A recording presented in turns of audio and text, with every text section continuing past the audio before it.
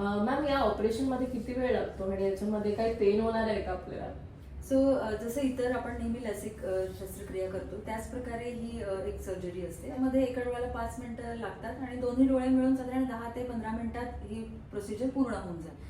ही पूर्णपणे ब्लेडलेस आणि स्टिचलेस असते आणि आपण याच्यामध्ये भुलीचे ड्रॉप टाकतो डोळ्यांमध्ये, त्यामुळे तुला दुखत नाही आणि खुपतही नाही. That's really great. मॅम या सर्जरीमध्ये कोणावरती आपण ही सर्जरी करू शकतो, म्हणजे माझ्यावरती सर्जरी होईल ना? हो, नक्कीच.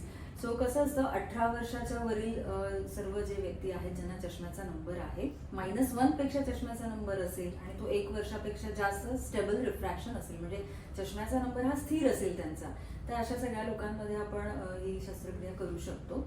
आणि त्याच प्रकारे ज्यांच्या डोळ्यांमध्ये मोतीबिंदू, काचबिंदू किंवा इतर काही आजार, डोळ्यांना वारंवार सूज येणं, ज्याला आपण युव्हीआयटिस म्हणतो, असं काही नाही आहे, त्यांना देखील आपण त्यांच्यामध्ये पण आपण हे करू शकतो.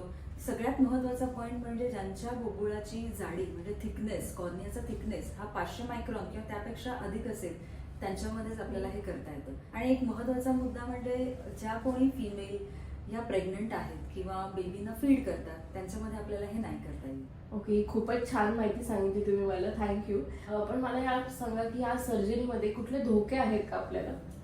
सो इतर लेसिक सर्जरी प्रमाणे याच्यामध्ये देखील काही लहान मोठे रिस्क फॅक्टर्स असतात, जसं टेम्पररी ड्रायनेस येऊ शकतो डोळ्यांमध्ये, जे आपण ड्रॉप्सच्या ट्रीटमेंटने आपण त्याला कंट्रोलमध्ये करू शकतो. दुसरं म्हणजे फ्लॅप रिलेटेड काही कॉम्प्लिकेशनचे चान्सेस असतात, परंतु वेव्हलाइट प्लस इनोवाइस ही इतकी ॲडव्हान्स आणि ॲक्युरेट टेक्नॉलॉजी आहे की हे रिस्क फॅक्टर्स खूपच रेअरली आढळून येतात. म्हणजे खूप सेफेस्ट टेक्नॉलॉजी आपण यूज करतो. Yes.